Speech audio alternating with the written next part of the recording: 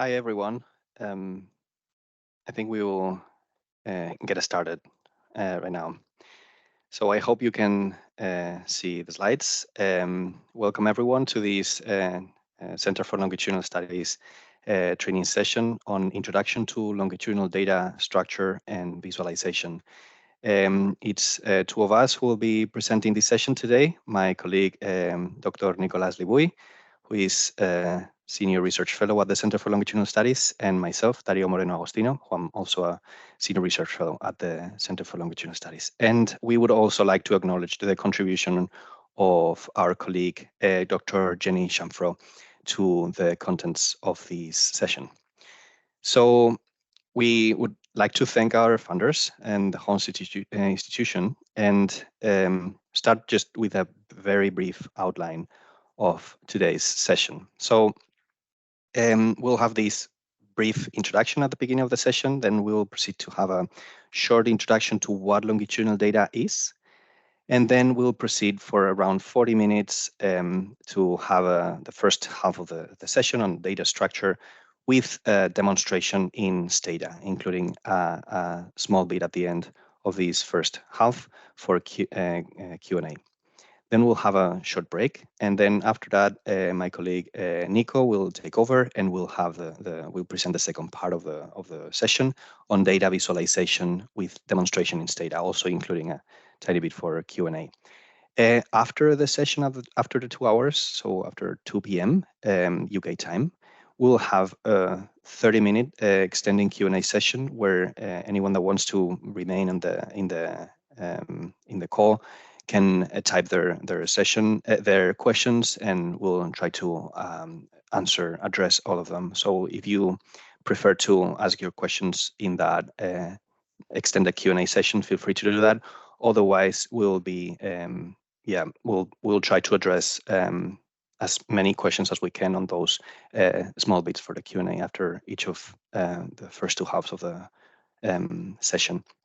We'll try to keep these light and breezy and as foundational as possible, so it's helpful for all those attendees that are maybe not that familiar with longitudinal data structures and visualizations. And the examples that we are going to provide are in Stata, but of course they are transferable to other statistical packages with in many cases small changes.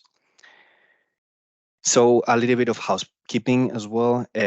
Please keep your this is no longer needed because I think we are not allowing the cameras and microphones. But then if you have any question, please use the chat function and notice that your questions will be visible to other attendees. And then we'll be very grateful for your feedback. So at the end of the presentation of the session, we'll have a short survey that will be shared on the chat. If you could fill that in, would be great. We are, probably you've noticed, but we are currently recording the event of today. So just be aware that we are doing that. And without further ado, thank you very much for joining us today. And I'll start with the first bit on what longitudinal data is. So there are many potential different operationalizations or definitions of what longitudinal data may be. But today we are going to be focusing on this definition, which is data that has been collected over time within the same units. And today, most of the examples, when we talk about unit, we may be talking about individuals, but be aware that in some cases, these units may be households, they may be towns or countries, etc. Longitudinal data allows us to describe and visualize trajectories. And we also, with longitudinal data, can compare developmental growth or change over time. Some examples, for instance, with of the kind of things we can do with longitudinal data are, for instance, this figure, which shows the patterns of employment that both men and women experience after having a child. And as you can see, for instance, in this case, we can see that men tend to be less affected by the birth of their child, whereas women tend to be more impacted on their experience tend to be way more varied after the birth of their kid. In this other example, for instance, we are seeing the longitudinal trajectories of psychological distress in multiple different cohorts or generations, and you can see how over time they change. But with the pandemic onset, there is an overall increase in the psychological distress levels of all these generations, and particularly for women. So these kind of examples are examples of what we can do with longitudinal data. So we've briefly mentioned what longitudinal data is. And of course, the first comparison you may think of is cross-sectional data, which is data that has been collected at a particular time point.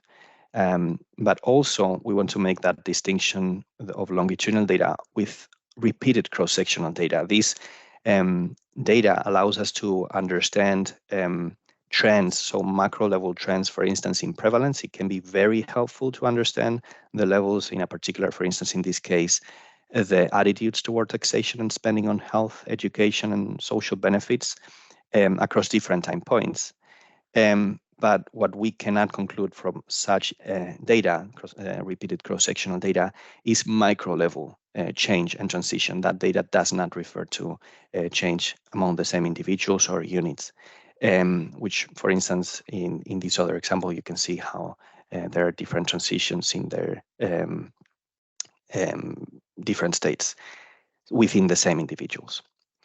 So oftentimes, and this is the case, for instance, of the Center for Longitudinal Studies cohorts, oftentimes we have the same measures that have been collected over time at multiple time points within the same individuals. In some other cases, we need to do some prior work in order to make them more comparable, including work on harmonization or linking approaches. The good news is in many of these cases, you don't have to start from the scratch. There are multiple work streams where this work has already been done or started. In some examples include these two examples on the harmonization of highest qualification in two of the CLS studies, or the harmonization of different mental health measures across the Center for Longitudinal Studies cohorts and additional studies. And of course, when we are talking about longitudinal data, the designs can vary on multiple different aspects, including the duration of the study, also the frequency at which we need to, or we want to, or can collect the repeated assessments. These will, for instance, largely depend on the target of the study. So, for instance, if we are interested in changes in the occupational status, collecting data over the same week may not be particularly interesting, and we would need a longer time span. Whereas if we are interested, for instance, in daily mood fluctuations, then that would be actually a very good idea to collect data multiple times within the same day. So it depends on the target outcome. And also it will depend, designs can vary also on the number of cohorts. So an additional distinction on different types of data. We mentioned before cross-sectional data, which is when we may have multiple variables in a single time point. Then we can have time series, which is when we have a single variable collected over multiple time points within the same unit. And then we can talk about panel data, which is when we have multiple variables that have been collected among the same individuals across multiple time points. And both time series and panel data can be considered longitudinal data. In the case of the examples that we are going to present today, and particularly the Center for Longitudinal Studies, which include these 4 studies and also the 2 additional, so the early life cohort feasibility study, the children of the 2020s, and the COVID social mobility and opportunity study. So all these studies collect multiple different data variables across different time points. So in that case, we can think of them as panel data in this specific classification. And these studies, let me somewhere else, apologies. So in these studies, we may have information collected across different life stages, depending on, for instance, the kind of variables that may be of interest across those different time points across the life course. And some of the variables may be collected across multiple different time points, for instance, throughout childhood or adulthood. In other cases, we may have variables that are tied to a particular time point. And if you are interested in understanding a little bit better the kind of content that is included in the Center for Longitudinal Studies cohorts, I would highly recommend that you take a look at the Getting Started training event that took place last week at the Center for Longitudinal Studies. So as I mentioned before, the Center for Longitudinal Studies cohorts may be conceived within this classification as panel data. And we are going to be using this kind of data for the demonstration in the data structure and visualization.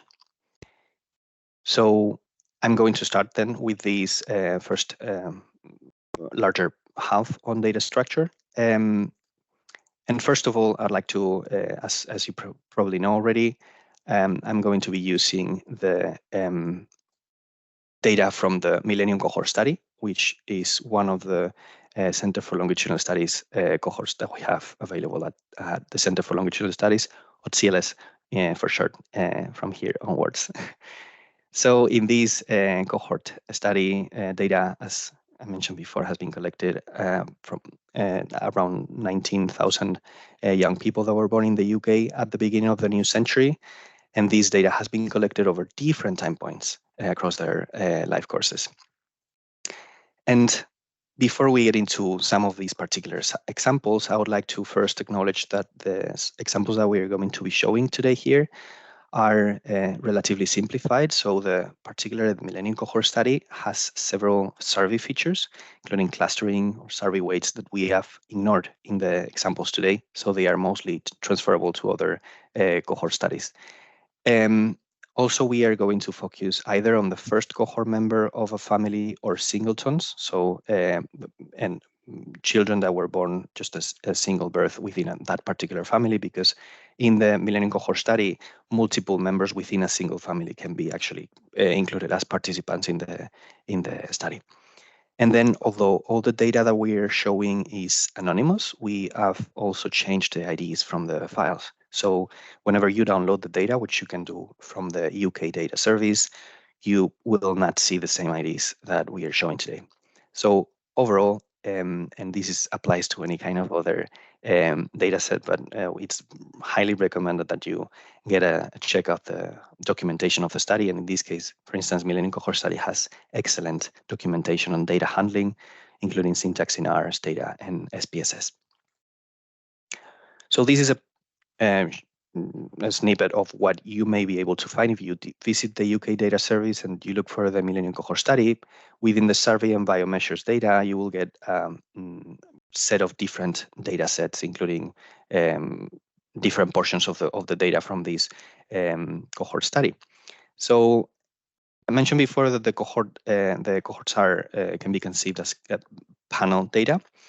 However, in many cases, this data is actually deposited, in this case in the UK data service, as sort of cross-sections, so as pieces of that information. In some cases, the data may actually contain information from multiple time points, but in other cases, that may not be the case. So the first thing that one may need to do to get to a sort of longitudinal data set is to put together all these different pieces of information in order to get to a combined data set that includes data from multiple time points, or sweeps, as we call them, for the Center for Longitudinal Studies cohorts. And I've highlighted here the sort of sub data sets that I'm going to be using in the next example to showcase how we can actually get to that combined data set, what we may call a merged data set. So this is the first step that many of you may need to do when getting to try to get to a longitudinal data set. So in order to merge or combine these different data sets, one of the main points of interest, one of the main things to identify is what is the variable or the set of variables that uniquely identify the individual units. So in this case, we are talking about individuals. And across the different CLS cohorts, you have usually a unique identifier, for instance, NCDS ID, BSCS ID, NSID, or MCS ID. This would be the one in the Millennium Cohort Study. However, as I mentioned before, the MCS IDs actually the identifier of the family. So it may not be unique to the individual, but to the family. So just again, I'm highlighting this as one of the disclaimers of these examples, but in the examples, we are going to focus on the first cohort member of the family or on singleton birth. And therefore, the MCS ID will be unique to the individual. So I've taken these different data sets, downloaded them, and I'm going to use the derived data sets that you will be able to download from those different sweeps. So when we open and remember that I've changed also the IDs. So when we open the MCS1 CM derived dataset, this is a sort of example of what information you may be able to see. The first variable may be the MCS ID, which would be the individual identifier, in this case, the family one. As you can see, when we look at the different cases, one of the examples is repeated already. So this is already telling us that variable may not uniquely identify each of the different observations in each of the rows. A quick way to do that in Stata is to type isID and then the name of the variable. And Stata, when you enter that code, will tell you if that uniquely identifies the observations. And in this case, if we do that, Stata will give us this error message showing that it actually doesn't because of what we said before. And this is a clear example of why that variable is not uniquely identifying observations. However, if we include MCS ID and this second variable, which is the order of the member within the family, that will actually not give us any error message within Stata, which means that this combination of variables uniquely identify each of the observations in this particular dataset. Again, we are going to be focusing on the first member in these examples that I'm going to show here. I'm going to be focusing on the first members of each of those families. And therefore, because I'm keeping only those, we are actually having an MCS ID as a uniquely identifier for the observations. Okay, so this is the first step for merge. We need to identify this variable or set of variables that uniquely identify the individuals. And these are, again, I'm focusing now, I've actually saved this as a different data set. So I remember that these are, this is not exactly the same data set because now I'm only including the first members of each of those. So it's only including the first cohort members within each family. And these are the names of the different variables within that derived data set. One thing that you may see is that the first variable is called MCSID, which is the identifier, but then all the different variables within that data set start with an A, which in this case, it's denoting that they all come from the first sweep of the MCS study. And you can see that they are different variables on top of that identifier. When we open, I've done the same for all the other derived data sets for across the different sweeps. So when we open the second one, the derived data set only with the first member of each of the families for the second sweep, you again find the MCS ID and a set of other variables. In this case, some may be the same, some may not, but they all start with a B. In this case, denoting that they come from the second sweep. So let's get back to the merging of these data sets. I'm going to go back to open the first of those derived data sets. And now I have that open in merge jargon in Stata. This is what it's usually called the master data or the active data set. And I want to add the information from the second sweep to the first one, which is my main data set. So now the data from the second sweep is called the using data set. So it's the data set that we want to merge to the master or active data set. So I'm going to show step by step how we can do that in Stata. So the command is thankfully called merge, which is kind of clear. And that is the command that you will need to use. The next bit that we need to tell Stata is the kind of merge procedure that we want to use. And this is the simplest example is a one-to-one merge, which means that we want to match the observations in the master and in the using data set. And there will be just one observation in both of those. So they need to be matched one to one. There are additional examples, additional ways in which you can merge the data, and you can type hub merge in Stata, and that help will pop up and tell you more about those different procedures. But in this case, I'm going to focus on the one-to-one. So after typing merge one-to-one, I now need to type the variable that is used as identifier. So again, this is the variable or set of variables that uniquely identify the observations in both of those data sets.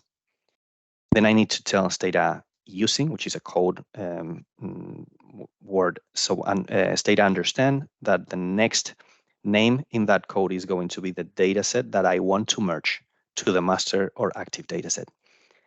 And finally, I need to provide the name of the data set that I want to merge to the active one. And because I'm using all these data sets are stored in the same folder, I can just type the name of that. And when I do that, this is the result of merging those two data sets. So Stata will provide a table with the merged results. It first shows the observations that have not been matched. Some of them have not been matched because they will only exist in the master dataset. Some others only exist in the using dataset. And some others will actually exist in both the using and the master dataset, in both of them. And those are the ones that are called matched. Stata, by default, will also create a new variable that is called _merge, where it flags the result of that merging in each of those rows in this case. So some rows will have a 1 if they only exist in the master, 2 if they only exist in the using, or 3 if they actually exist in both of them. We may need to ask actually Stata to not generate this with the option not generate. So after all this, comma, no generate will prevent Stata from creating this flag variable. And that would be necessary because I'm going to do this for all the derived data sets across the different sweeps. And it may create problems unless I actually tell Stata that the name of the merge variable should be different. But now I have a combined data set that combines the variables from the sweep 1 and the sweep 2. And as you can see here, I open the list of variables and you can see MCSID, all the variables from sweep 1 starting with an A, and now the starts of the names of the variables from sweep 2. They are all now in the same data set. So now if I want to keep that data set, I will need to save it because otherwise it just exists in the memory. So I'm going fast forward to the point where I've actually done that same thing for up to the sweep number 7. So I've combined all these different data sets. And I'm going to save that combined data set into this new data set that I'm going to call MCS CM derived first wide. And why I call it wide? Well, I'll get to that in a second, but one thing that you may need to know is that this data set now will have one row per individual. So it's a long, it's a very wide row. It has all the information from the different sweeps within that particular individual. And those different variables, by virtue of how they are exist in each of those different data sets, will have, we will know that they come from different data sets because of the starting letter. Some of them A, B, C, D, etc.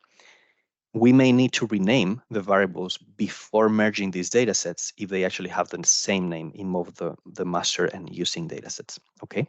In this case, I didn't have to do that because all the variables were named differently. And this is what we call a wide layout. So what do I mean by that? And this is another of the contents of the session of this first half today, which is the distinction between wide and low and long, which is quite relevant. So as I mentioned a second ago, the data set that I just generated can be thought of as a wide layout or wide format or wide structure. That means that the data has a single row per each unit. And unit, remember that is, in this case, individuals, but it could actually be something else. But in our case, they are individuals. So I have one wide row with all the observations from different time points denoted with different names. But all the information across different time points is within the same row. As opposed to this, we have the long or stacked or narrow format or layout, which is, as you can see, it's narrow, it's less wide than the other one, and it's very long. Why? Because now we have multiple rows for each of the units. And now, unlike in the wide example, time is actually a variable that is a part of that data set, which before it wasn't. Time was not here, sort of collected as a variable. But now we have a variable that denotes the time in each of those across these different repeated observations or different observations over time. Different layouts or formats have different pros and cons for data management and visualization. And actually, some analysis will require different layouts as well. So let's get a little bit deeper into this distinction. I'm going to now talk about the wide format. And this is a perhaps clear example. I'm opening the data set that I just generated by merging those different derived data sets across waves 1 to 7 of the Millennium Cohort study. And I'm browsing the MCS ID and these specific variables, because these are repeated variables of the same outcome, which is the subscale, the emotional subscale of the strengths and difficulties questionnaires. So just need to know that these ranges from 0 to 10, and each of those variables have been collected at a different time point. And it's the same sort of outcome, but collected at different time points. And as you can see here, the MCS ID 11985 has all these repeated observations, the ones that are available, are within the same row, the same for the next one and for the next one. So all that data is within a single row. And a different example of a long data set or long structure is if you go to the UK Data Service and download the harmonized height, weight, and BMI within the Millennium Cohort study, you will get to a data set that includes the harmonized data on height, weight, and BMI of the MCS, including data from multiple sweeps. But in this case, this data set is actually in a different format, in a long format or layout. So if I open that data set, which is called MCS Closer WP1, if I open that and browse the MCS ID, visit age, sex, and BMI, for instance, which is a subset of the variables that are available within that data set, I'll see that the same ID is repeated multiple times across multiple rows. The same with the next ID is repeated also multiple times, the third one as well. You may notice that now we have units that span multiple rows. And this is why you can very clearly see how this data is long, is stacked, and is narrow compared to the previous example. Now we also have one column that has the information on time. In this case, time is collected as a visit age, so the approximate age of the cohort member when that data was collected. And time, again, is a variable in this data set in a long format, unlike in the wide format. We may also have some variables that are time invariant, we call them. So in this case, for instance, the sex as assigned at birth as a binary variable, we see that within each of the individuals, it's always the same birth sex. Whereas when we look at the BMI, that changes across those different observations. And we can very clearly see in this scenario where in the first ID has 3 repeated observations, whereas the second ID has 4 repeated observations of BMI across these different time points.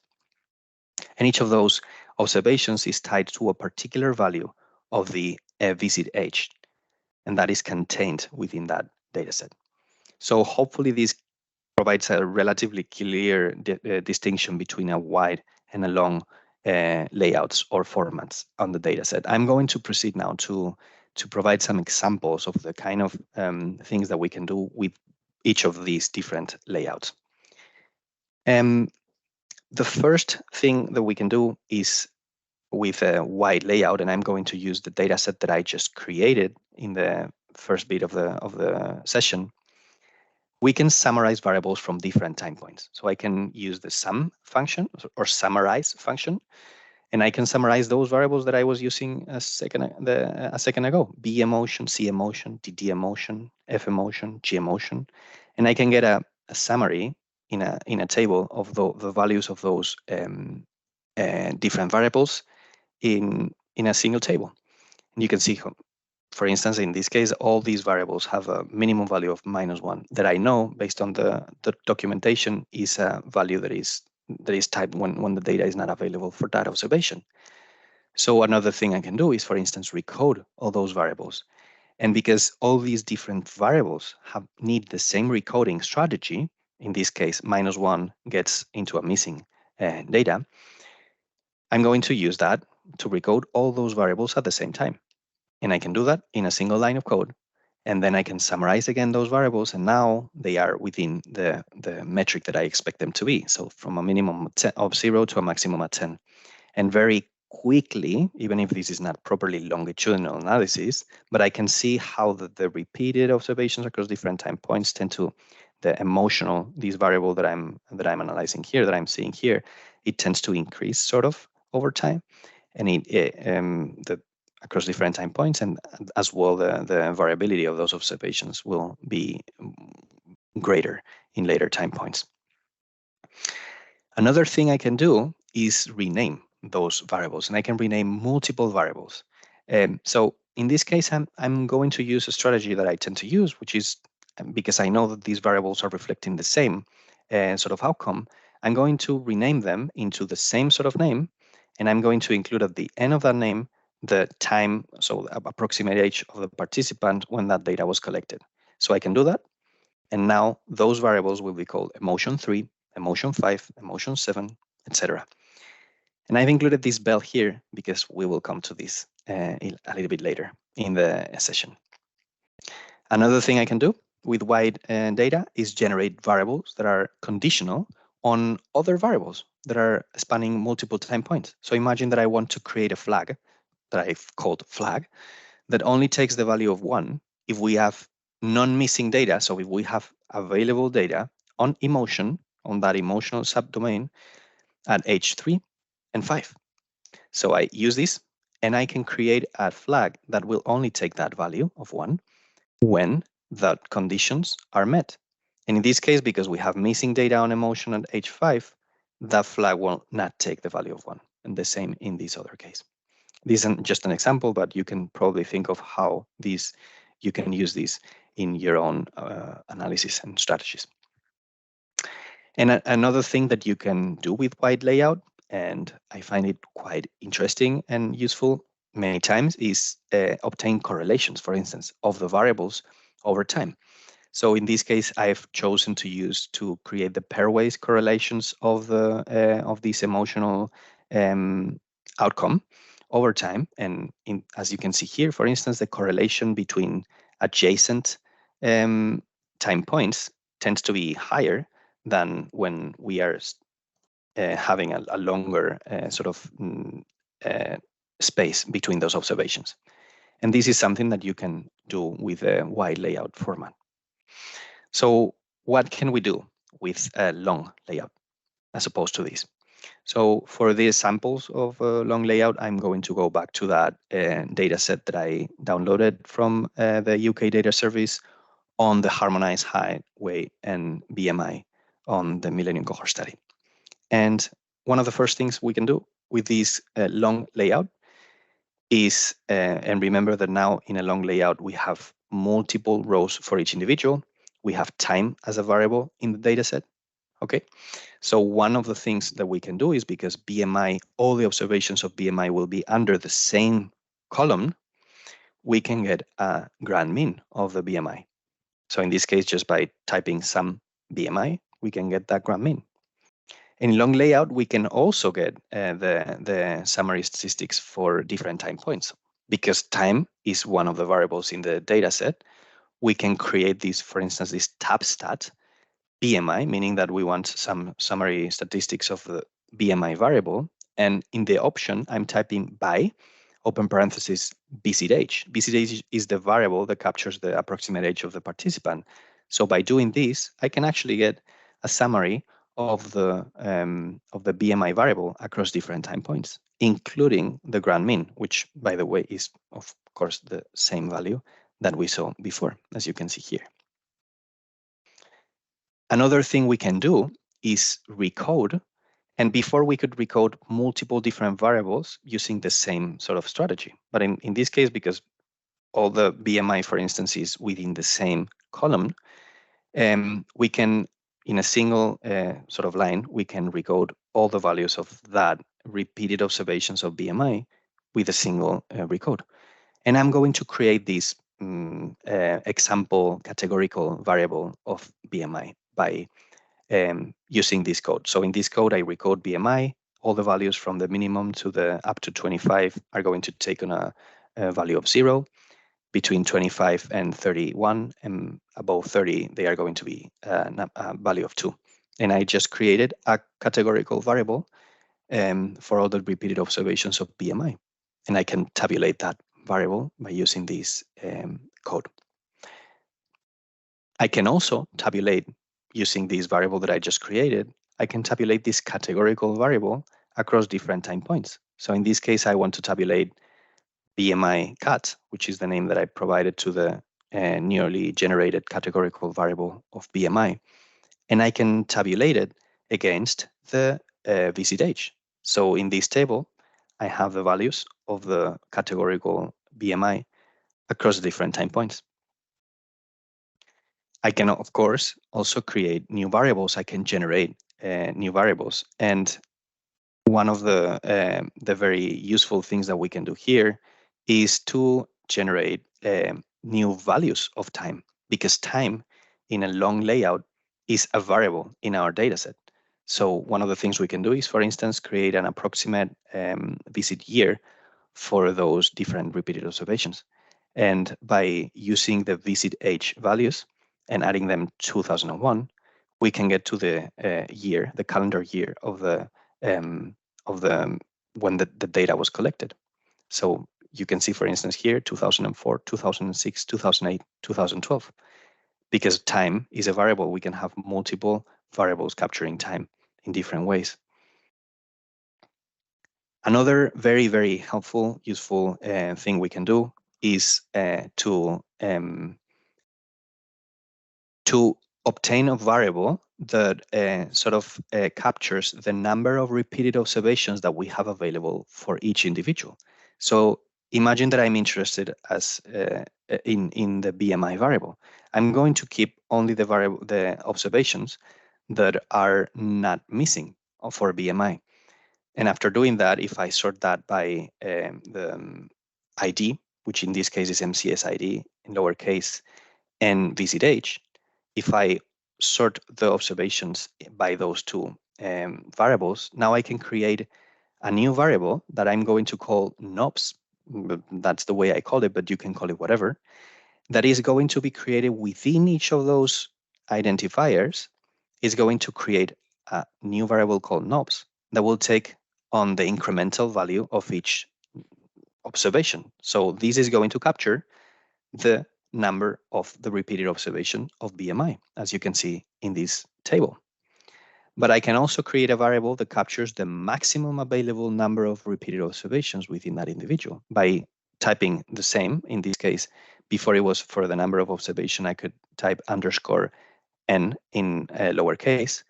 Now to get the total number of observation, I can type underscore n in uppercase, and that will create a new variable. In this case, I call it tot_obs, that gets the value of the maximum available number of observations in BMI in this case. So you can see in this case is 3, in this case is 4, and in this case is also 4. These can be quite helpful when providing some summary statistics of our longitudinal analysis to, for instance, know the median number of repeated observations that we have in the outcome of interest. So now we've seen some of the pros and cons, so some of the potential things we can do with long and wide layouts. One of the good news is that we can actually move across these different layouts, of course. And the way to do that is by reshaping. So I'm going to provide some examples of how we can do this. First, I'm going to start from long to wide and then back to long. So the first example, as I mentioned, to move across from a long format to a wide format, we need to use a function in Stata that's called reshape. And it's very helpful to move from across these different layouts. But it requires a little bit of dataset preparation. So in general, I would recommend to keep the variables of interest to make this reshaping the most straightforward as possible. Of course, not keeping track of the original dataset that we had and a good documentation of the procedures that we are implementing. So for this example, first I will open the full dataset downloaded on the harmonized height and weight and BMI for the members of the Millennium Cohort Study. And this dataset has multiple different variables. So just a quick snapshot of that would be something like this. But I'm mostly interested in the BMI repeated observations, right? So I'm going to actually just simplify that data set. And because I know the BMI was not, harmonized BMI data is not included in this data set for ages 0 or 1, which I can know by typing this tiny bit of code, I will actually keep only these variables, the MCSID, visit age, sex, and BMI. And I will also keep only the rows that correspond to the visit ages between 3 and 11, because I know that the other ones won't have data available on BMI. And after doing that, I can see now that I don't have any missing observations in BMI here. So I have some, but there is valid information on BMI. And then also, for the sake of the example, I'm going to create again that variable that I created earlier, that categorical variable capturing BMI in different categories. So now I have this reduced data set that includes MCSID, visit age, sex, BMI, and BMI in a categorical fashion. The command I need to use is this one, is reshape. And I need to tell Stata that I want to reshape wide. This means that I want to reshape into a wide layout. And then I need to provide an exhaustive, and note that, exhaustive list of variables that can change over time. So in this case, the variables that can change over time are BMI and BMI cut. After that, and after the comma, which denotes the options within Stata, I need to provide, between parentheses after I need to provide the name of the variable that uniquely identifies the different observations. And after that, I need to provide the name of the variable that captures time. In this case, I want to use visit age. So I type J, open parentheses, visit age. Okay. So after doing that, Stata will have this output and will tell me that the dataset luckily has been reshaped successfully. And it has gone from long to wide. The number of observations has decreased quite substantially. Why? Because we now have less observations, but they are wide. We have multiple observations within the same row. But the number of variables, of course, has increased because now we have multiple new variables. So we have passed from this long format to this wide format. And now, for instance, the observations on BMI and BMI categorical from the first set of IDs, they are all the ones that were before spanning 4 different rows. They are now captured in a single row. Now you can see very clearly why this is called wide format, this one. And if we can, for instance, check the values of BMI at age 5 across different individuals, in a long format, it was a little bit harder. Now in a wide format, all the values of BMI at age 5 are under the same column. So they are here easier to see. We can now run the pairwise correlations of BMI, for instance, as we did before with the motion variable, and we'll find something that oftentimes is the case in longitudinal data, that more observations, repeated observations that are captured in closer time points tend to correlate higher. The data set that now we have in a wide format does only exist in memory, in the Stata memory. So if we want to keep it, we need to save it. And I will do that. I will save it as this data set, okay? So I'm going to provide the example to reshape from wide to long by using that dataset that I just saved, the harmonized BMI from 3 to 11 in a wide format. If I open that dataset, I have all the observations within each individual in the same row. But I want to move this dataset into a long format. So in wide layout, the first thing you may notice is that there is not any variable that captures time, the time at each observation, because that time is in a way captured by the names of the variables. And in this case, is captured by the suffixes of those variables, 3, 5, 7, 11. So something that I often recommend is to use the hub in Stata, and I oftentimes need it actually for reshape because there's somehow I manage to forget some of the main steps, and essentially we all need help sometimes, right? So if you type hub reshape, you will get to this example of the hub, and it will be very clear how the J, so the variable capturing time in a long format, now it actually has to be part of the name of the variable to reshape. So because that is actually the case in our sample, BMI 3, BMI 5, BMI 7, I can proceed.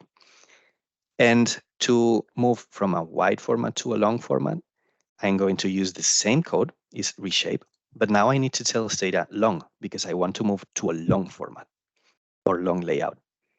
And now the tricky bit, we now need to provide an exhaustive list, again, exhaustive, of variables that can change over time, but now those are not the names of the variables, they are the names of the steps. So that bit of the name of the variable that doesn't change over time, but is capturing different time points. So in this case, BMI is a step that we are interested in, and BMI cut is another step that we are interested in. We need to include here.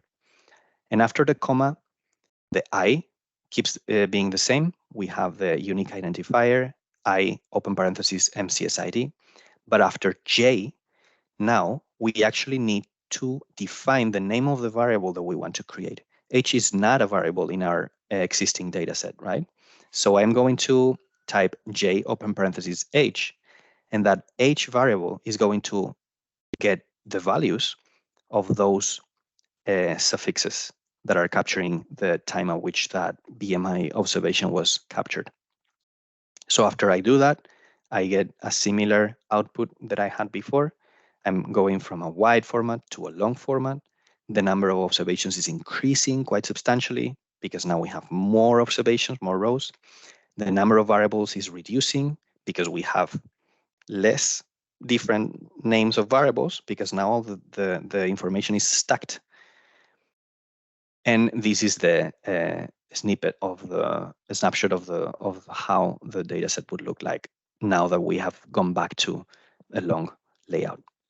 Again, if you want to keep this data set, you need to save it because otherwise it only exists in the Stata memory.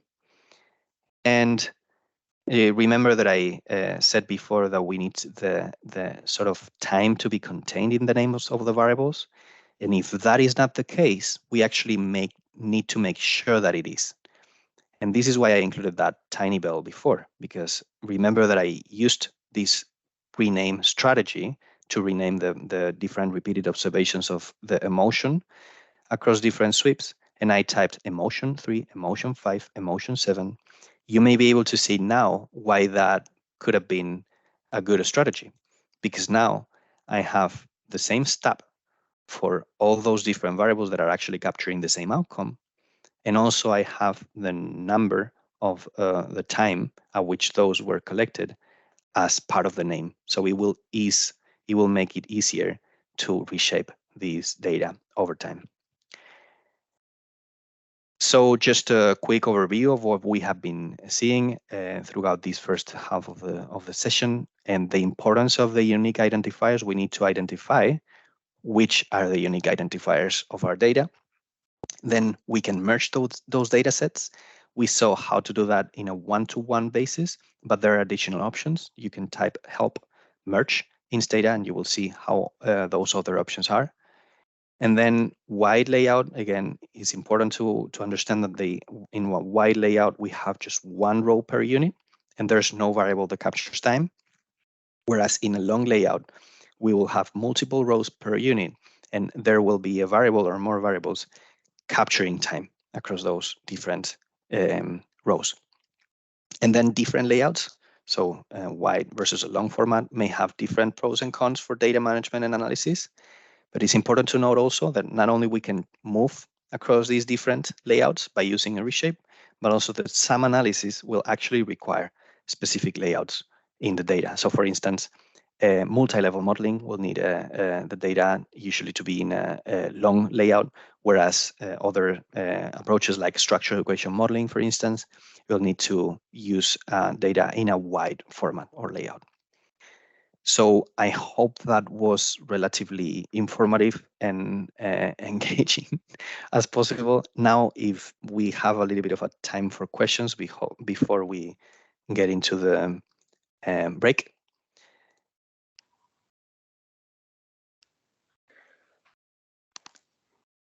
Hello, everyone. So I think it's 1 o'clock, so we are going to start the second part of this webinar. Welcome again. I hope that you have enough energy for 1 more hour with me. I'm going to kind of remove my face from the rest of the hour, so you probably will be just hearing my voice in the backgrounds, but I hope that that should be enough. So, well, my name is Nicolas Libouy. I'm an economist and senior research fellow, as Dario mentioned, at the Center for Longitudinal Studies. And in the second part of this session today, I'm going to talk about the different descriptive tools that I in particular find useful when I'm starting a new project that involves analyzing longitudinal data. During my talk, I'm going to introduce some very simple concepts and ideas in statistics that can be used to describe and visualize longitudinal data. The idea will be that after each concept or idea is presented, I'm going to try to demonstrate how you can do exactly the same by yourself using Stata.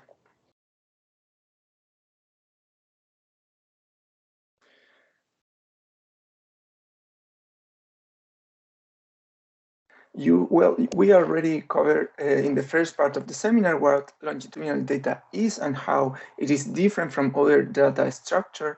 But before we start, I would like to stress some points that I find that are important to keep in mind before we move to more analytical tools. The first one is the difference between qualitative and quantitative change. As we work with data, it's important to stress that we will be aiming to describe quantitative change most of the time, rather than studying qualitative change of individual. And this in general is important because quantitative research can only get us so far, and you have to be careful about generalizing results only from quantitative studies.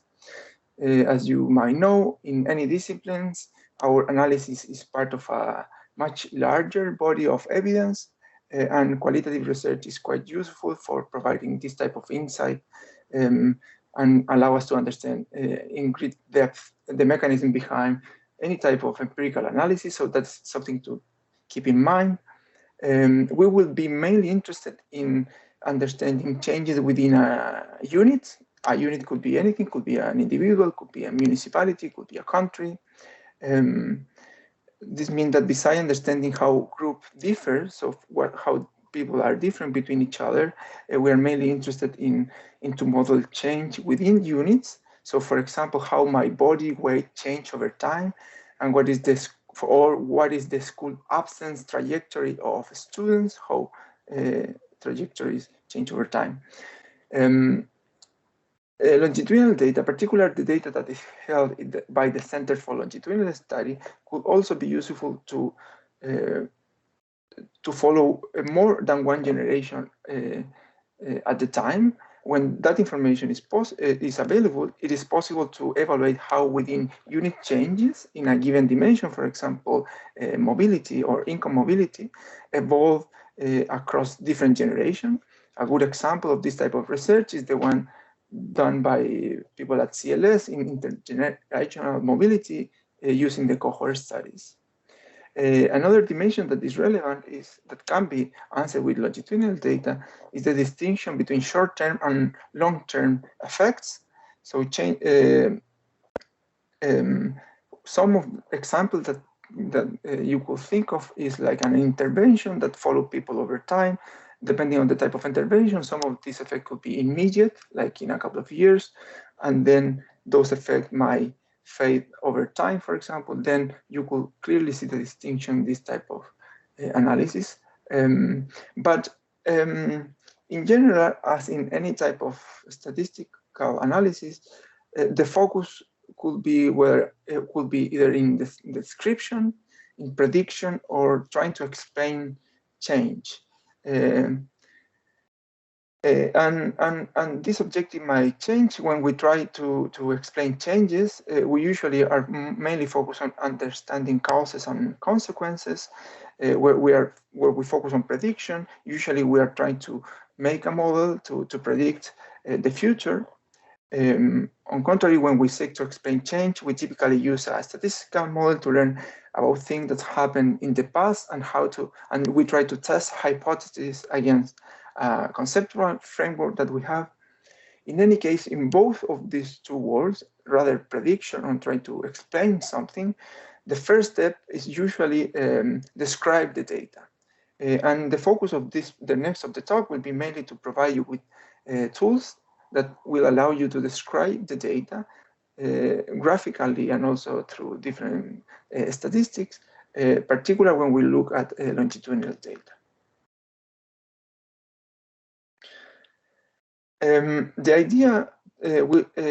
The outline will be the following. So I'm going to introduce simple and useful tools to describe and visualize longitudinal data. We will make an artificial distinction between categorical and continuous variables, mainly to facilitate the exposition of the content of this seminar, but it's just an artificial distinction.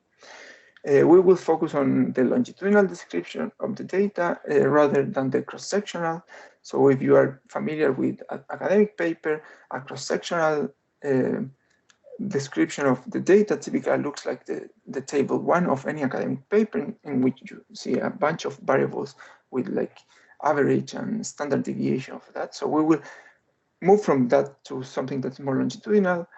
And for both categorical and continuous variable, I will try to present a very specific descriptive statistic that can be used to summarize information. In particular, we will talk about different spaghetti, lasagna plot, or box and violin plots, as well as some specific statistic that can be used to describe change. We will also cover transition probability matrices, which are useful when you have categorical variables and other things. So before we start, let me just tell you that the objective is, as I told you, demonstrate the use of tools that are useful to understand your data before moving into more complex modeling techniques. Just to be clear, so you can manage your expectation during this seminar, the vast majority of statistical concepts that we will review today are well documented elsewhere. And the objective of this session is not to kind of go into details into them, but rather to try to explain the intuition behind the context and quickly demonstrate how they can be applied using Stata. This is not a session on how to use this data. I'm going to assume that you have a basic understanding of Stata, and I will show the command as I explain the concepts. If there are specific questions about this data, I'm happy to answer them at the end, but there are much more better online resources to learn Stata than this seminar. Finally, although this was mentioned by Dario at the end, in this session we are going to use this data. Everything that I'm going to present today can easily be translated into any other statistical package or software such as R, Python, or SPSS. So the setup for this session will be, we will be working with the Millennium Cohort Study. We will assume a very simple context, we will be working with a balanced sample in which there is no attrition. We will working with around 6,000 cohort members that we follow from age 3 to age 17. There will be no missing data, and we will assume that the variables represent the truth and are measured without error. In most of your own analysis, this is definitely not true, but the idea of this seminar is to show you in very simple scenarios. As a working example, we will focus on studying longitudinal patterns of children's body weight. In particular, we will use the body mass index as a measure of body weight. The body mass index is a measure that uses your height and weight to work out if your weight is healthy when it is compared with the standard in a population. It is calculated as the person's weight in kilograms divided by the square root of height in meters. Typically, it ranges between 11 and 13 points, depending on your age. And what is important for you to know, is that the BMI in any types of sample can be compared with a population standard. And when we do that, we are able to classify individuals in our sample in different weight categories, and I'm going to use those weight categories in the examples that will follow. In particular, we will be using 3 types of categories: whether a children is categorized as obese, and as overweight, or if it has a normal weight. So let me start by showing you where we are going. So these 2 figures show a visualization of longitudinal data. In the left figure, Jones and co-authors are interested in studying transition between different weight categories over time. For example, this figure shows the probability of being classified as obese or overweight or normal weight, given that you had a normal weight in the previous sweep. Conditional on having a healthy weight, for example, at the first survey, what will be your category in the second wave? So that might be an interesting research question for those who are interested in persistence of obesity over time, for example. The second figure uses a continuous variable, which is income, and Chetty and co-authors, in this case, are interested in social mobility. They follow families over time and compare family income between parents and children. And this figure shows the mean-to-mean plot between parental and children household income. And it's just a way to summarize continuous information from 2 longitudinal units. And both figures are great examples of visualization of longitudinal data. So now let's talk about the first group of type of variable, which are the categorical variables. Categorical variables include, as you imagine, a limited number of possible values that represent a qualitative property of units. Some examples are socioeconomic status, ethnicity, or it could be a transformation of a continuous variable, such as income quantiles, or many others. Today, we are going to focus on the BMI categories, which are obese, overweight, and normal weight. And in what follows, I will first describe, and I will try to maintain the same structure through the seminaries, some descriptive statistics, some nice analytical tool, and then some simple visualization technique for the same type of variables. So as I mentioned before, we are interested in understanding transitions in BMI categories from childhood to adolescence, as well as understanding the persistence of these categories over time. And in any type of analysis, the first stage will be to tabulate your data, to do some frequency tables and cross tables to try to understand a little bit better of this. And the way in which we do this is quite simple. Now you should be familiar with the difference between a wide and a long structure in the longitudinal data. This, as you can see in this figure, at the top, there is the way structure of the data that we're going to use. There you have BMI over time for different sweep age, so at age 3, 5, 7, 11, 14, and 17. And at the bottom, you have the long structure of the same data in which you have two cohort members that were followed from age 3 to age 17, both males, and you can see the trajectories of BMI as well as the different cross-sectional categories for each children in each year. So when the data is in long format, each row represents a child year or child sweep pair. So if we want to produce a cross-sectional frequency table for this categorical variable, what we need to do is to summarize information using the time variable, which in this case is record as age. Dario will show you another way of doing it, but this is a different one. And from this figure, from this table, you can see that at age 3, around 4% of the cohort members were classified as obese, while that number increased to around 9% at age 17. So this is a way of looking at trends in obesity, cross-sectional trends in obesity that are coming from a longitudinal table.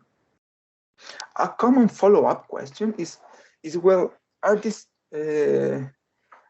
those children who are classified as obese at age 3 exactly the same children that are classified at age 5? Well, the magic or the advantage of longitudinal data that we can answer that question by looking transition between two immediate sweep.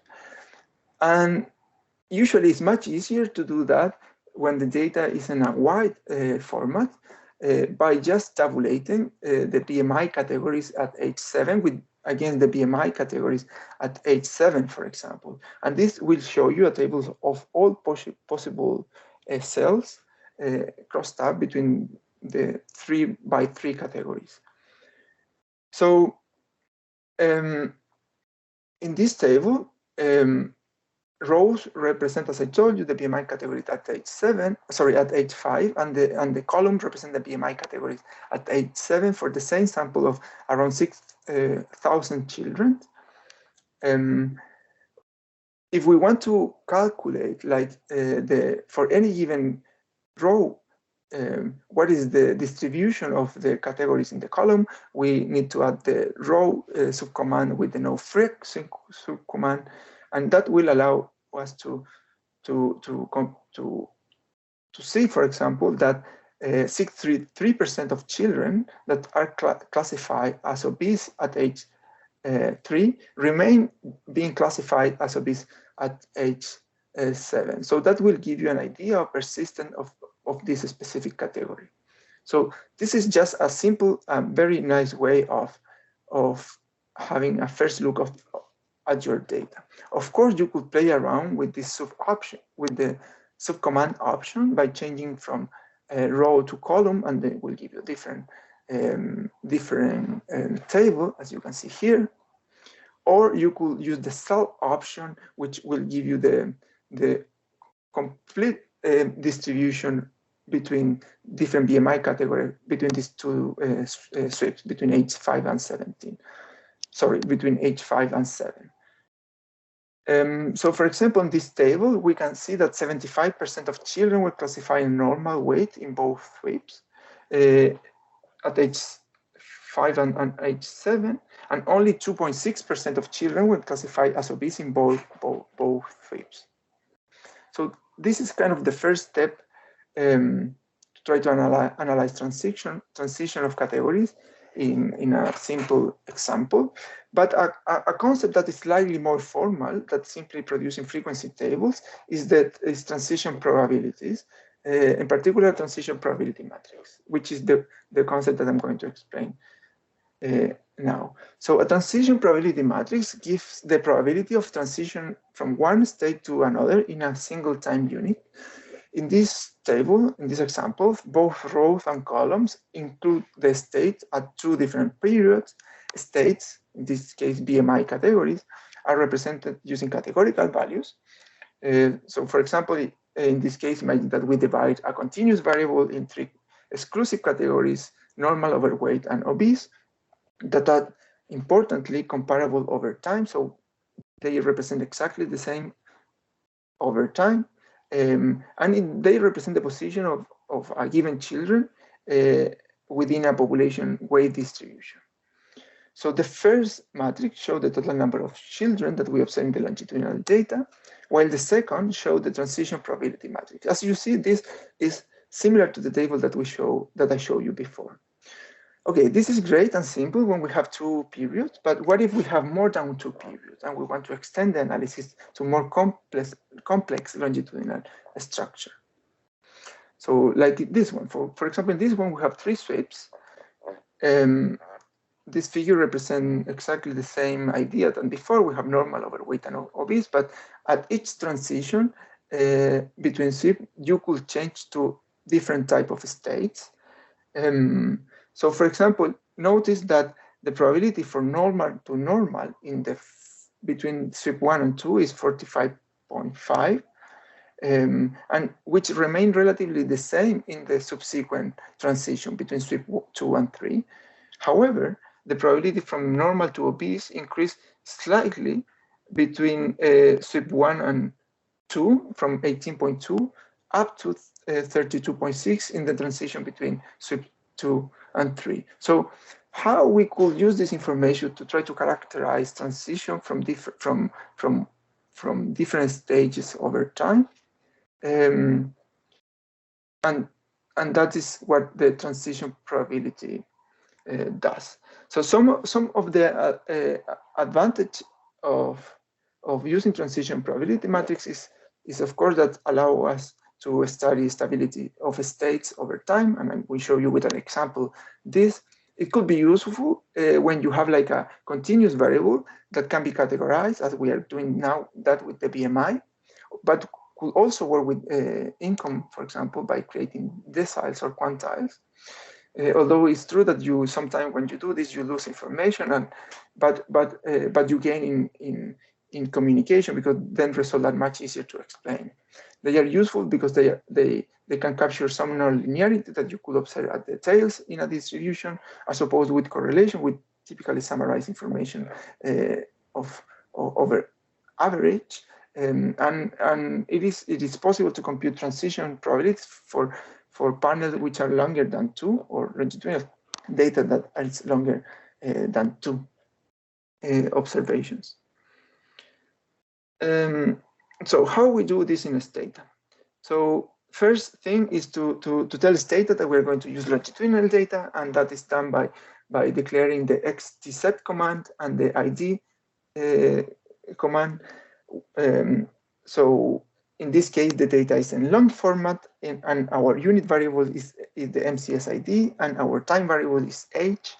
When you have told Stata that the data is in longitudinal structure, we can simply use the xtab command to compute probabilities. In this case, the BMIC is the category, the BMI category. So in this table, the overall part summarizes the result in terms of person years or child years. In this example, we have around 6,000 MCS cohort member, and we have 6 sweeps or six data points. So which give us a total of around 38,000 children sweep observations. So the between part of this table, so this will give you the total number. So we, for example, looking by all these possible person years, we will have, I think, 78% of those person years will be classified as a normal BMI. So that is the overall part. What about the between part of this table? The between part of this table represents the same breakdown, but this time in terms of children's rather than children per sweep. So here we have the total number of around we have around 6,000 of our children who ever had a normal weight, so will be the 95%. We have around 2,700 of our children that ever had overweight, and the remaining 15% are children who ever had whoever have been classified as obese. The final part of the table, the within percent part, tell us the fraction of the time of a child has one specific value of the BMI category. So for example, if we take the first row, in this case, the normal of the toe, or the normal category, we can see that condition on a child ever have a normal weight, 82% of her observation have been recorded as a BMI category as a normal weight. So it's, in that sense, it's a measure of persistence within a child. Similarly, condition on a child ever having a BMI category, for example, overweight, the 37% represent the 37% of her observation having a BMI category as overweight. So this number represent a measure of stability of BMI categories over time, and could be compared against each other. So for example, in this case, normal weight is more stable than overweight, and overweight is more stable than obese. Finally, the total within at the bottom corner of the table represent a normalized measure that is weighted by the average within the percentage by the average of the numbers in the within percent column.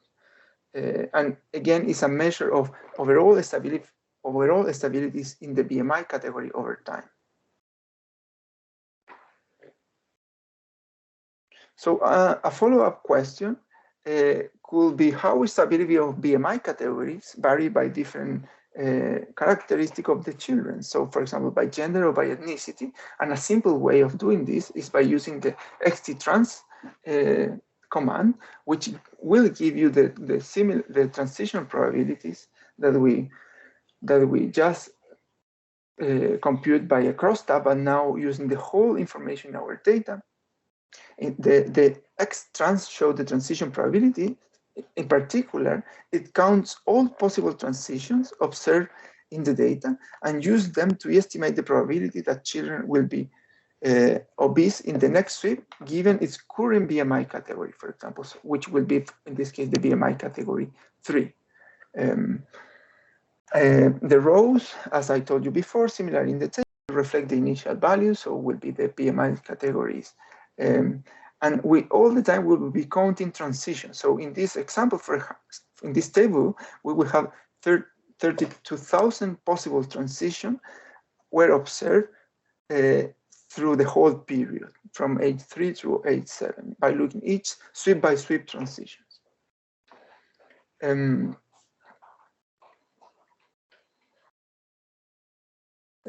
I think that is another nice way of capturing stability of categories over time.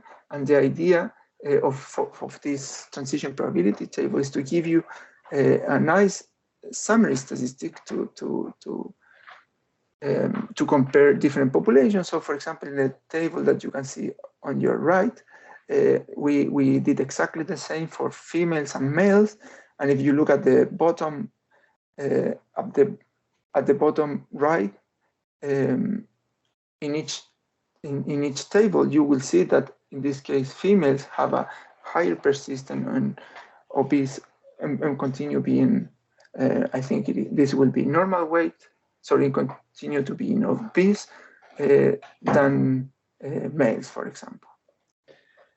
Okay, so this is just a way of producing descriptive statistics numbers that could be used to summarize longitudinal categorical variables.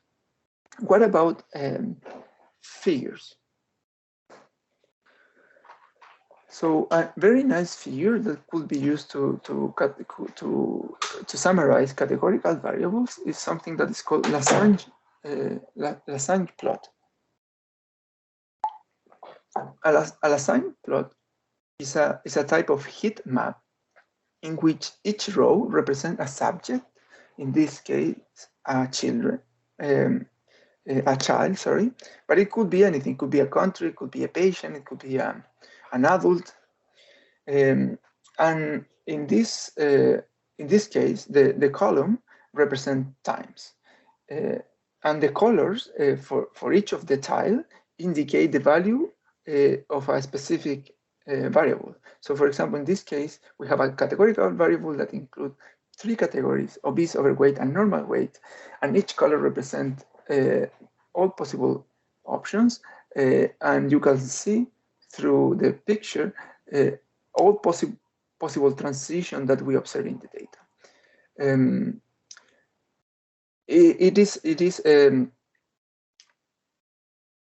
It is a nice way of summarizing all possible transition. It's only useful when we have a small number of categories. As you can imagine, when you increase the number of categories, the information that this plot could deliver kind of get lost among the many potential transitions, and it's useful to have a first look of the data. How you do that in Stata? Well, starting from first of all, an important feature that we need to follow in order to use the command that produces this graph is that we need to sort the data in the wide format before we do the hit plot. So initially, I will sort the data by the category that I'm interested. So for example, the BMI category in this case, over time, so will be BMI category at age 3, so on. I will need to create an index, which is just an ID, a number for each cohort member in the sample. So then the graph could be sorted in a way that is that the figure is displayed in a meaningful way, as I just showed you. Like if we don't do that, then the transition that you observe here will be not sorted. Therefore, the information will not be as clear as you can see it here. At the end is the command that we're going to use is the hit plot command that you need to install for the statistical software component archive, or using the ssc install command in Stata. As I mentioned before, the variable of interest, with in this case the BMI category, must be sorted across time. For example, in this case, we will need to do this in the wide format before we move from the wide to long format. Since it is a heat map, we need three dimensions, x, y, and z. As you can imagine, the x dimension in this case will be the time, which you put at the end of the command. The y dimension will be the child ID, which in this case is the sorted ID that we create before, and the z dimension will be the values of the BMI category, which for this specific data they are stored in the BMI C variable. We trick the hit plot command by creating a specific cutoff that kind of match with the values of the BMI category. And this is just a way of kind of tweaking a little bit the figure, so it produces only 3 colors.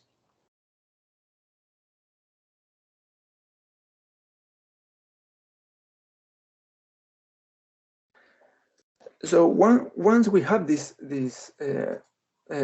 plots, the idea is exactly as before. It will, for each sweep-to-sweep change, it will deliver the specific potential transition, and within that you could try to calculate the probability transition between, and that will be reflected in the how wide or short, how wide or thin are the specific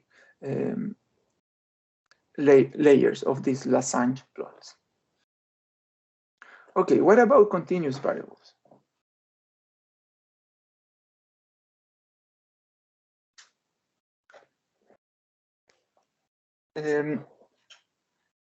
Similarly than with categorical variables, we will try to follow exactly the same structure. First, I will show you some descriptive statistics, and then some graphical tool that can be useful for this type of analysis. The focus of the first part, we will try to show you how to compute something that is called the standard deviation of the arc percentage change, which in my view is a simple and quite powerful way of characterize a sample by looking their individual trajectories. And then we will briefly show different graphical tools. Particularly, I will show you box plot, violin plot, spaghetti, and lasagne plot, which are key visualization tools that you will need when analyzing longitudinal data. And finally, we will discuss a little bit about some diagnostic plot, but not in too much detail. Okay, so now we will start building some intuition so before we move directly to what is the standardized arc percentage, the standard deviation of the arc percentage change. That is our objective. So let's start by assuming that we have a longitudinal sample of simple 2 children that we follow from age 3 to age 17. This figure shows each individual BMI trajectory. So for child 1, we observe a decline in BMI from age 3 to age 11 and a subsequent rise until age 17. For age 2, however, we observe a steady increase in BMI from age 3 to age 17. The most common descriptive statistic that you can use to summarize the BMI in this case, which is a continuous variable, is this, in this sample, is the sample mean. And we can obtain that by dividing the sum of the 2 values in each sweep by the total number of observations, which this simple example is just 2. This will be the cross-sectional average because it gives you a picture of the BMI distribution in any given period. So for the first sweep, we will have a average BMI of 17, and for the second sweep, we will have an average BMI of 14.4. By looking the mean trend, which is the last column in this table, we observe a kind of an U shape, indicating that on average BMI decrease until age 7, but then increase until age 17, which might be an important feature of our data. Another common descriptive statistic that we typically use to characterize data is the standard deviation that allow us to compare each observation against their sample mean, and by doing that, we get a measure of dispersion of our data. So, for example, if by looking only these 2 points at age 3, we observe that the dispersion between these 2 points is much larger than the dispersion that we observe at age 7. This again, it's translated in a reduction in the standard deviation from 7.1 to 1.9 between age 3 and age 5. The key thing to understand about this, and although it might be simple, is that here we are just characterizing the cross-sectional part of our longitudinal data. But of course, we are interested in moving to a more longitudinal description of the data. Sorry, and well, before, there are also many other descriptive statistics that could be used to characterize the cross-sectional continuous variables, and I'm not going to spend time discussing each of them because they're quite common, but the idea is kind of similar. You have information at a cross-section of data. You could characterize dispersion by using the coefficient of variation, the median, the mean, the max, or divide the distribution in different quantiles, percentiles, and so on. But the idea is the same. We are trying to characterize cross-sectionally the first sweep in our longitudinal data.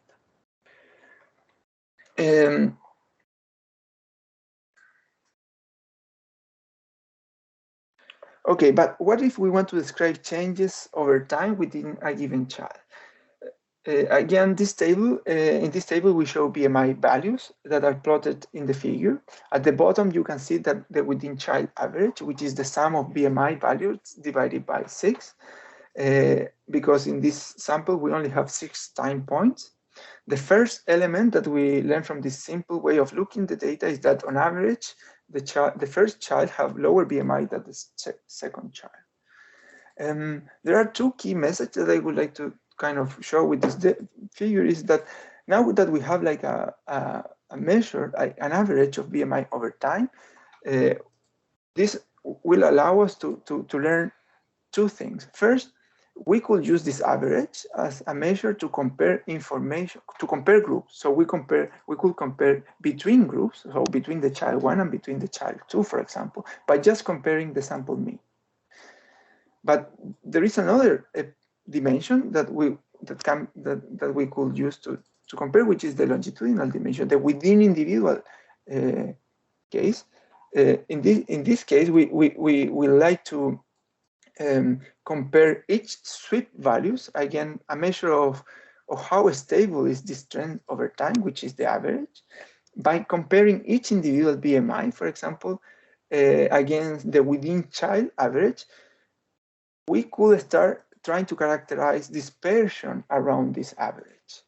And in the same way that we did for the cross-sectional picture of the data, in the longitudinal part of the data, we could use the standard deviation concept to try to measure how dispersed is the data over time across this specific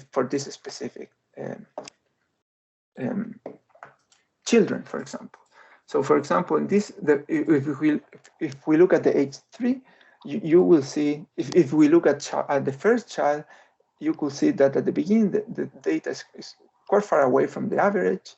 There's something similar happened at age 17, but that not happen exactly the same at age 5, at age 14.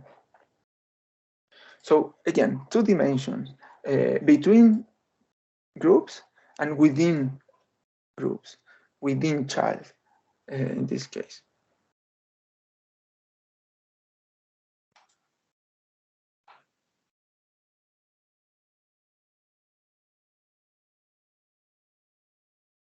So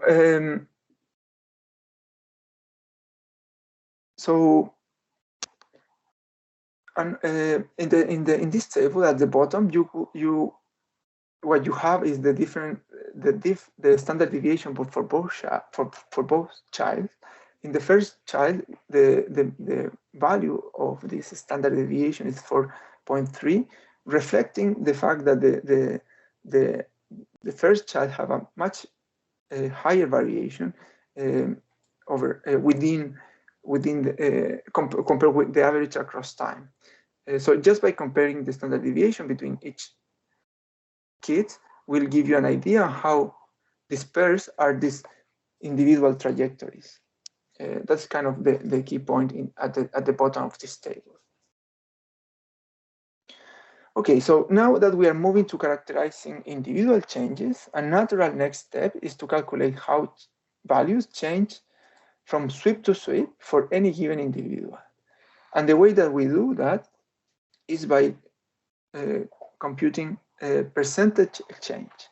So this table shows BMI values for each child, but also show the individual percentage change, which is just the percentage change between one sweep and another by each individual, and it is calculated by the change in BMI divided by the absolute value of the initial value. So we focus in the first child, and it change in BMI for the first 2 surveys. We can calculate that between the ages 3 and 7, she experienced a 28% reduction in BMI, which go from 22 to 17, for example, will be like that red triangle that you see there.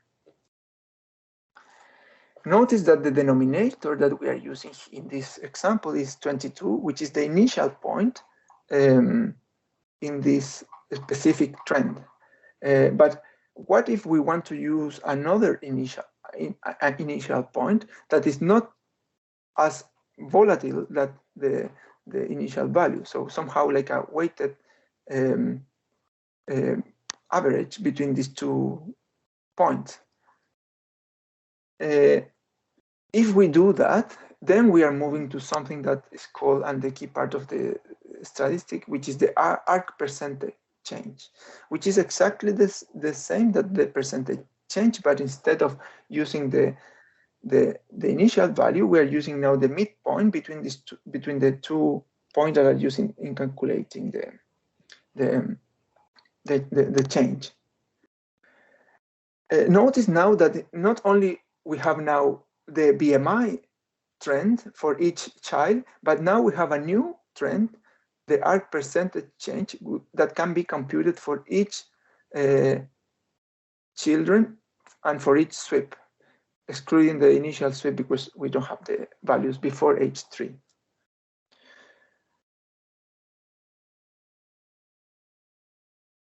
Similarly, we could plot these trends, and now the top figure in this slide show the BMI trajectory, and the bottom figure show the trajectories of half percentage change of BMI.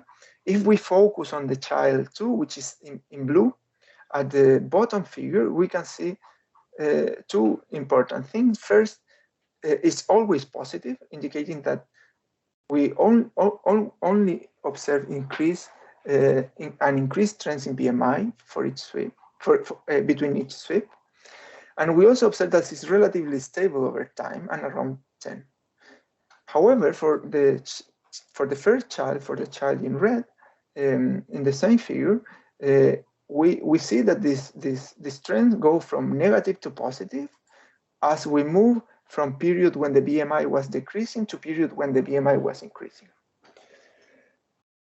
An additional key aspect is that can be seen in the figure below, in the figure at the bottom, is that the dispersion for arc percent change for the child 1 is much larger for this child, for the child 1, than for the child 2. So how we could characterize the sample now by using this new measure over time. And again, the easiest way, or the more simple way is calculating the standard deviation for these specific trends. And as we did with the standard deviation of the BMI, it will be a useful way to categorize children based only on the dispersion of their trends, of their individual trends. Okay, so once we have that information, this could be easily computed. So this is the key message then is, let's say that we have a sample of 2. Now we want to characterize this sample of 2 based only on the dispersion of their trajectory within each individual. We have created the arc percentage change for each individual over time, and then we have computed the standard deviation of that specific column, and now we have for each individual a specific value. For example, in this case, for the first child, the standard deviation of the arc percentage change will be 6. For the first child will be 29/2. Okay, so the way that we do this in Stata is quite simple, and it is shown here. So first we need to tell Stata that the data is in long structure. Then we will use the lang command, which is the L1, to compute the lag of the BMI. As you can see, it's positioned the previous BMI in a new column variable. And then when you have that information ready, then it's quite easy to use the definition in the previous slides to compute the change in BMI, which will be the 4th column in this table. The percentage change will be computed as shown here, and we could then calculate the arc percentage change similarly using the figures, the definition before. And then, as Dario mentioned in the first, we could compute the standardized deviation, which will be a unique value for each of these children. And this value kind of characterizing the overall dispersion in a trend. Okay, once we have that information together, then the next step is to try to, I'm going to jump these slides mainly because they will show you a histogram of each of these columns. But the one that is important the one that I want to show you is the histogram of the standard deviation of the arc percent change for BMI.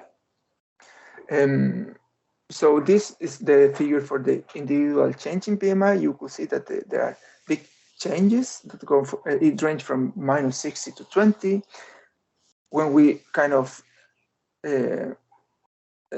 standardize a little bit this by dividing by the initial value, we have like a more centered distribution, which will be the individual percentage change.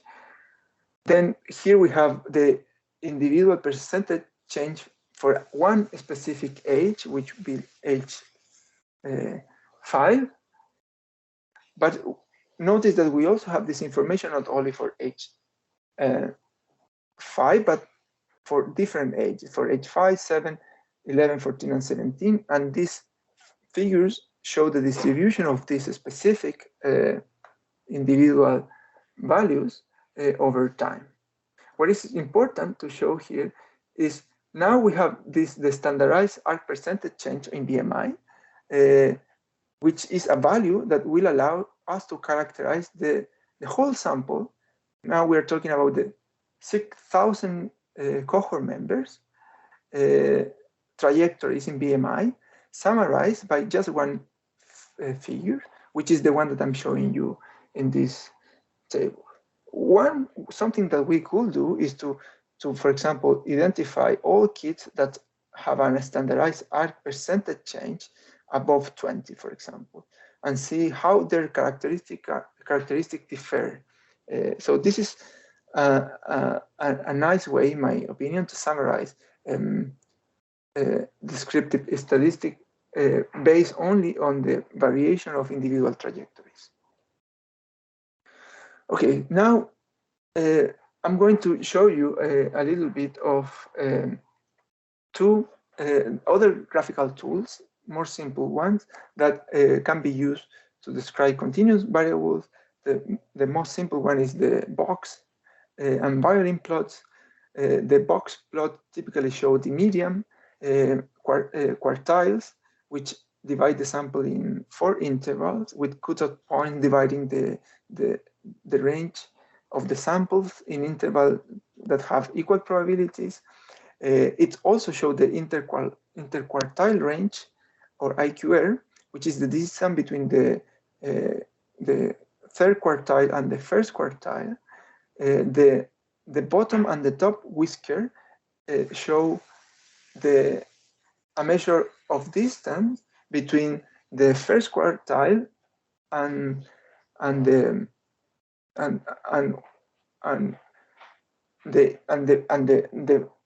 value of the interquartile range multiplied 1.5. So anything that is at the outside of the whisker will be considered as an outlier. So this is an example of using the standardized arc percent change now, and how you could use this data to create a box plot and a violin plot.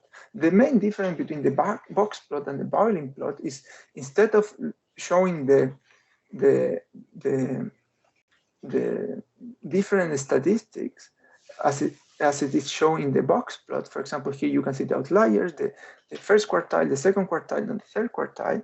The violin plot, it shows an estimate of the distribution, which is kind of it is mirror for both sides of the violin plot. So at the end, it's just a distribution similar to a frequency plot for this specific category.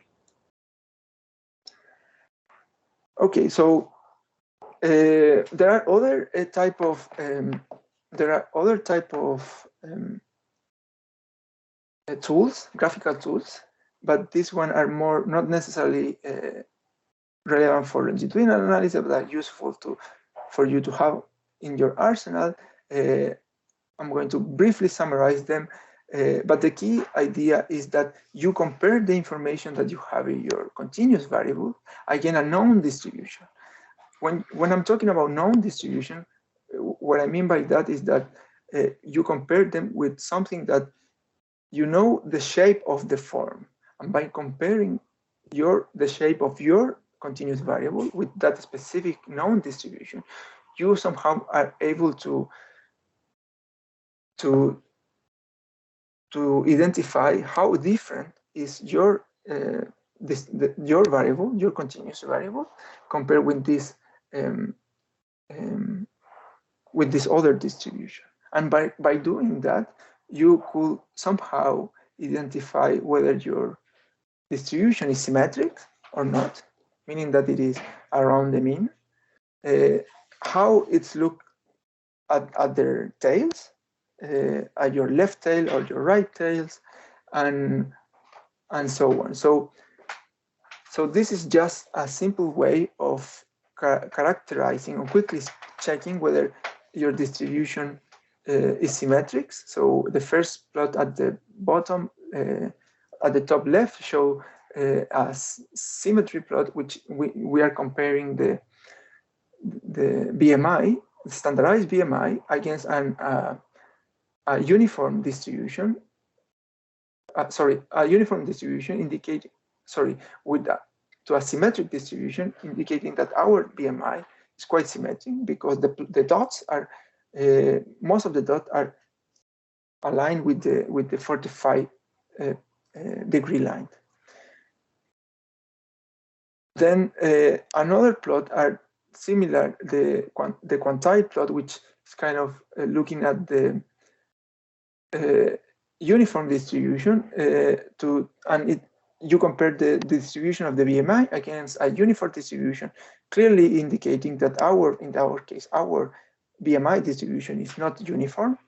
And finally, you compare with a normal distribution at the bottom left, and the difference that you could see at the corners in that plot indicate that our tails are much heavier than the one that typically observed in a normal distribution. Finally, at the bottom left, there is what I showed you before, is the density plot summarizing the frequency of the BMI's values using a histogram. So that's kind of like another way of plotting your information. I'm conscious that I'm kind of I will need a little bit more time, so I'm just going to finish by describing one of the most kind of useful tools to analyze longitudinal data, which is the spaghetti plot.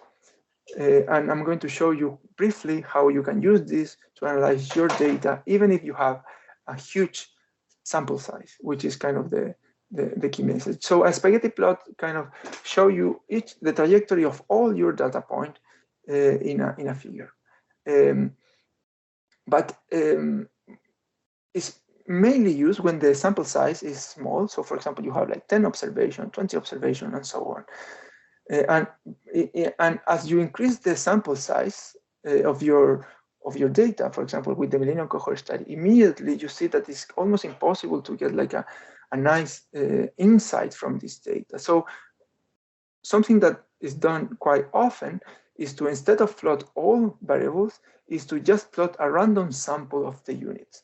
If we believe in a statistic, a random sample of units should give you at least a representative sample of all trajectories that you observe in your data. So for example, here is a figure with only 10 random sample of the MCN's data. And you clearly see that there is just one trajectory that looks like an outlier. Most of the trajectory kind of increase over time as we increase the sample size. That's kind of similarly, new trajectories show up at the top, but the pattern remains similar. As we increase the sample size, again, as the similar pattern tries to emerge. So now I'm quite confident that the average trajectory that we observe in this data it will look like this one. The way that is done in this data is quite simple. You could use the XT line to plot BMI when you have the BMI data in a long format. And you could see that from here. Here I'm just plotting a sample of 40 individuals because, as I told you, it's just a way of describing the data.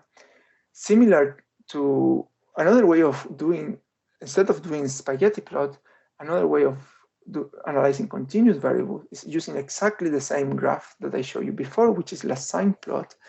I'm not going to repeat myself, but the idea is similar. This will give you a quick, very fast overview of what can be done by looking at all possible trajectories in which color represent the frequency in which those trajectories are observed in the data. I think I'm going to, since I'm conscious of time, I'm going to